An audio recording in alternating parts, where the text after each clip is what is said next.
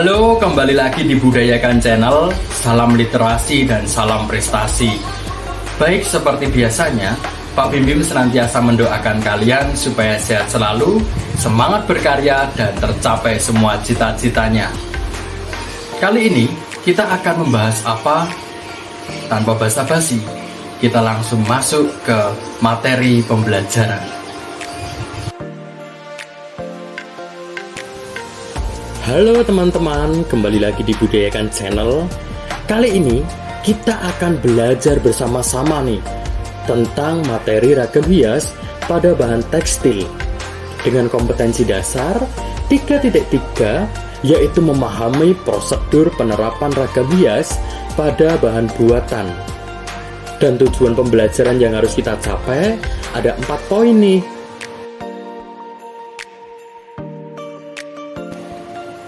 Indonesia merupakan salah satu negara yang memiliki banyak kekayaan alam, suku, agama, dan budaya. Berbicara tentang budaya, ragam hias merupakan salah satu kekayaan yang dimiliki oleh Indonesia. Keindahan ragam hias Nusantara telah diterapkan di hampir semua sendi kehidupan manusia. Ragam hias tidak hanya terdapat pada bahan bangunan, rumah adat, peralatan rumah tangga, senjata tradisional, dan benda-benda yang lain, tetapi juga terdapat pada bahan tekstil. Perkembangan ragam hias pada media tekstil sangat berkembang pesat karena mengikuti mode atau tren yang sedang terjadi. Ragam hias pada tekstil telah diterapkan sejak zaman dahulu. Hal ini dapat kita ketahui dari pakaian-pakaian adat yang ada di Indonesia. Peta konsep. Peta konsep dibuat dengan tujuan supaya pembelajaran kita terarah, tidak melenceng dari materi yang sedang kita pelajari. Dan inilah peta konsep yang kita gunakan. Pengertian tekstil. Tekstil adalah bahan yang berasal dari serat yang diolah menjadi benang atau kain. Setelah itu dapat diolah menjadi busana atau pakaian. Penggolongan serat dibagi menjadi 2 jenis, yaitu serat alami dan serat buatan atau serat sintetis. Jadi ingat, dari serat diolah menjadi benang atau kain. Setelah menjadi benang atau kain, diolah menjadi pakaian atau busana. Jadi bahan dasarnya adalah serat, kemudian benang atau kain, kemudian pakaian atau busana. Penerapan ragam hias pada bahan tekstil. Penerapan ragam hias pada bahan tekstil dapat dilakukan dengan berbagai macam cara, seperti membatik, menenun, menyulam, membordir, dan melukis. Baik, kita akan mempelajari secara detail 5 cara penerapan ragam hias pada bahan tekstil.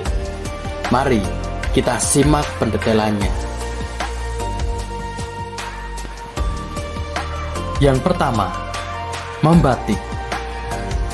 Membatik merupakan salah satu teknik menahan warna dengan menggunakan bahan lilin secara berulang-ulang di atas kain. Seiring perkembangannya, batik dapat dibuat menggunakan teknik cap, sablon, dan printing. Tentu kalian tidak asing lagi dengan teknik yang pertama ini. Mari kita lihat teknik yang kedua. Yang kedua, menenun. Menenun merupakan teknik pembuatan kain dengan cara memasukkan secara berselang-seling dari bagian benang yang membujur atau disebut lungusi ke dalam bagian benang yang melintang. atau pakan. Mari kita lihat teknik yang ketiga. Yang ketiga, menyulam. Menyulam merupakan teknik pembuatan hiasan kain dengan media benang dan jarum jahit menggunakan keterampilan tangan secara manual. Nah, ini yang membedakan antara menyulam dan menenun.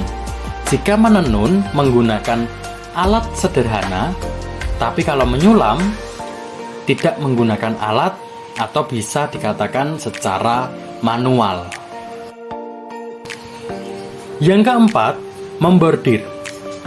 Membordir merupakan teknik pembuatan hiasan kain dengan media benang dan jarum jahit yang dioperasikan menggunakan bantuan mesin.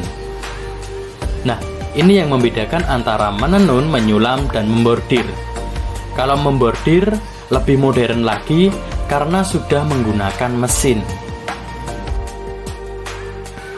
Ini adalah teknik yang kelima, yaitu melukis.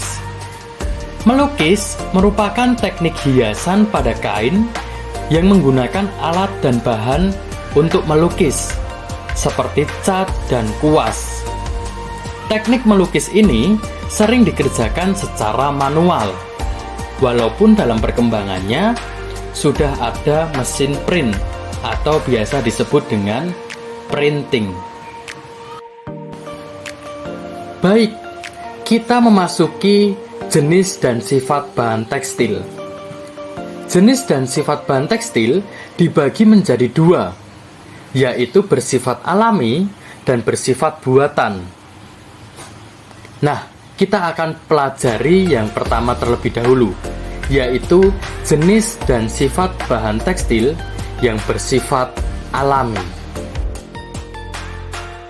Yang pertama, ada kapuk.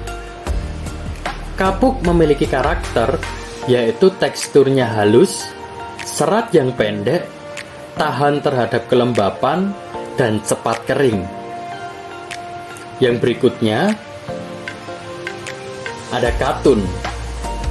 Katun memiliki karakter yaitu dapat menyerap air, mudah kusut dan lentur, dan dapat disetrika dengan temperatur panas yang tinggi. Yang berikutnya ada sutra. Sutra memiliki sifat yang lembut, licin dan berkilap, lentur dan kuat, serta mampu menyerap air sehingga terasa sejuk saat digunakan. Dan yang terakhir ada wol. Wol memiliki sifat yang sangat lentur, tidak mudah kusut, mampu menahan panas, serta hangat saat digunakan. Nah, itu tadi adalah jenis dan bahan tekstil yang bersifat alami. Mari kita lanjut ke jenis dan bahan tekstil yang bersifat buatan atau sintetis. Pertama, yaitu ada nilon. Nilon memiliki karakter yaitu sangat kuat dan tahan lama, tahan terhadap serangga, tahan terhadap jamur dan lumut, dan biasanya nilon itu mengkilap dan tentu juga bisa kusam. Nah, yang berikutnya yaitu ada polyester. Polyester memiliki kekuatan yang baik, tidak menyerap, dan memiliki pori-pori yang besar. Itu adalah karakter dari polyester. Yang berikutnya adalah dakron. Dakron memiliki karakter yaitu mudah dicuci, cepat kering, tidak mudah kusut, dan memiliki daya serap yang tinggi. Nah, itu tadi adalah jenis dan sifat bahan tekstil yang bersifat sintetis atau bersifat buatan. Mari kita lanjut di slide yang berikutnya. Oke, jika tadi kita belajar tentang jenis dan sifat bahan tekstil, sekarang kita belajar tentang jenis dan bahan pewarna tekstil. Bahan tekstil dapat diberi warna baik dari bahan pewarna alami maupun pewarna buatan.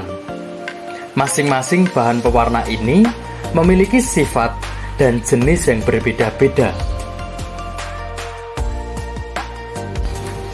Pewarna tekstil alami.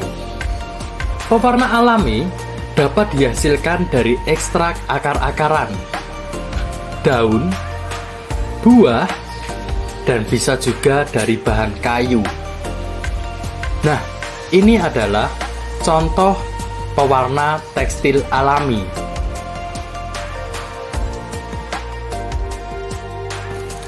Pewarna tekstil buatan atau bisa juga disebut sintetis. Nah, ini adalah contoh-contoh pewarna tekstil buatan atau sintetis.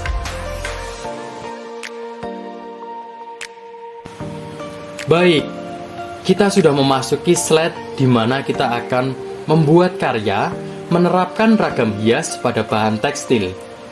Apa saja tahapan-tahapannya? Berikut ini adalah tahapan teknik penerapan ragam hias pada bahan tekstil. Kalian bisa mempraktikkannya di rumah atau di sekolah. Jika masih bingung, silahkan klik di pojok atas atau di link deskripsi, karena Pak Bim Bim sudah menyiapkan video praktek pembuatan ragam hias pada bahan tekstil. Silahkan kalian tonton supaya lebih jelas. Nah, itu tadi adalah materi pembelajaran yang Pak Bim Bim sampaikan. Apabila masih ada kebingungan, silahkan langsung komen di bawah, sampaikan pertanyaan, dan semoga bermanfaat untuk kalian. Terima kasih telah menonton.